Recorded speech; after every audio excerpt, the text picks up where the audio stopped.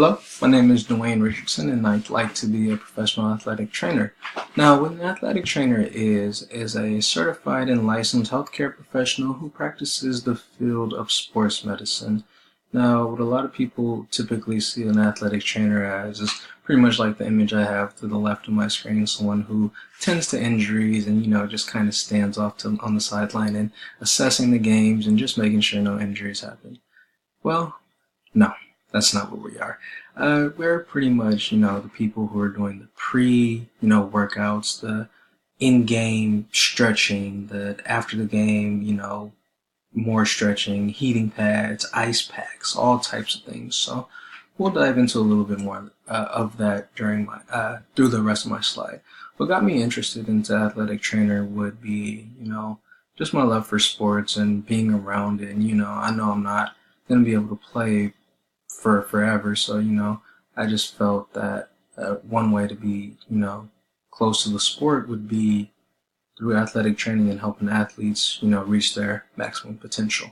So, as we dive deeper into my slide, we have the athletic trainers, the NATA, which is also known as the National Athletic Trainers Association, which is pretty much the bare minimum that you're going to need after you graduate. Now, in order to, get certified, you're going to have to go through this program, and you don't need your master's degree to become certified.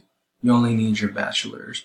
A lot of people think you do. It's better to have your master's, but it's okay if you just have your, bachelor's degree. And here's a few benefits of joining the NATA. Obviously, you become certified, but it provides job opportunities, and it helps you in whatever you're looking for. Now, the NATA is mainly for high school and collegiate, athletic training. Now, when you take your BOC, which I'll get to in later slides, that's when you become, more towards the professional aspect and getting your master's and all that, which will be mentioned, in the further slides ahead. Becoming an athletic trainer, as I mentioned a few minutes ago, you need your bachelor's or master's degree, either or. Now, the salary varies. I mean, obviously, someone with their master's is going to make more. They're going to be in a more professional setting. And then someone who has their bachelor's might not make as much as someone with their master's. So I just took the median, which came out to about $45,000.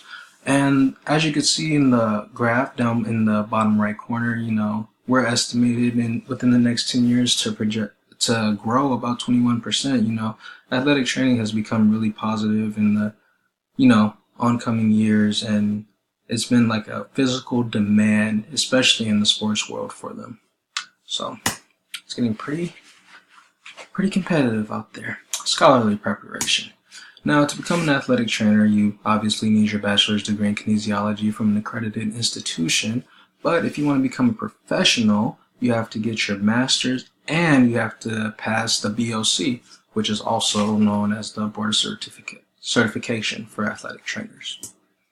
Now, if you're looking for a master's program, California Baptist University has one, it requires a 3.0 GPA to get in, 3 letters of recommendation, and also a CPR certification, as well as 150 hours of clinical observation. Now, clinical observation means that you're with an athletic trainer, sort of like an internship pretty much, and you're just with them all the time, assessing injuries with them, helping stretch athletes, getting hours, in an athletic setting pretty much is what that means. Another one that has an master's program would be Azusa Pacific University. Very similar to Cal Baptist, bachelor's degree, 3.0 to get in, more clinical observation and letters of recommendation. Now, 3 upper division classes that are essential to be an athletic trainer would be lifelong motor development skills, movement anatomy, definitely, care and prevention, and exercise physiology.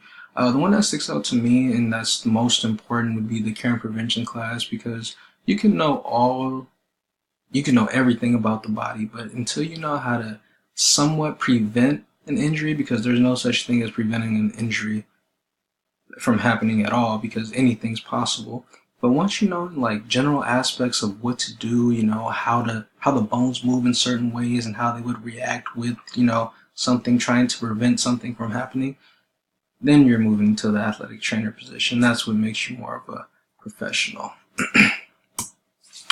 The scholarly study of athletic training. Now, I had an interview with my very close god sister, Jenna Austin, and it went great. And the 3 points that, I took from that would be number one, joy.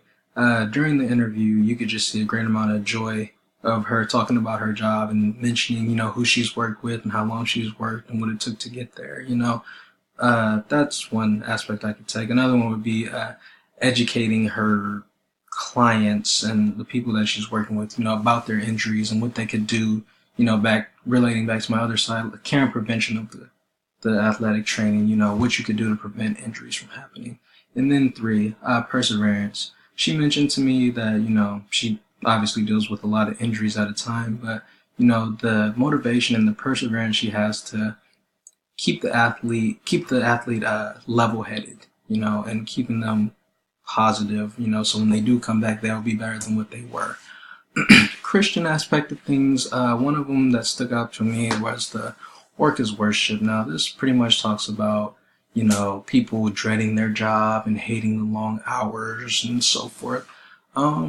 Well, God puts us on earth for a reason, and, we don't know. That's what we live our life doing, finding our purpose in life. And God wouldn't put you in anything on accident, and you never know. You could meet someone and change their whole entire life, and you're just going about your normal day, and you could really have a significant impact on someone's life.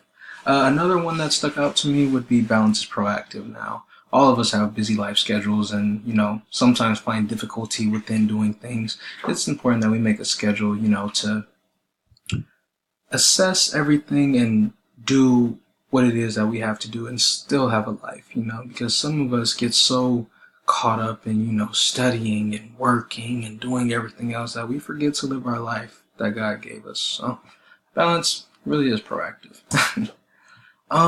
One more thing I'd like to mention. I'd like to thank you for watching this video and giving me the opportunity to provide you with the knowledge that I've attained. I appreciate it.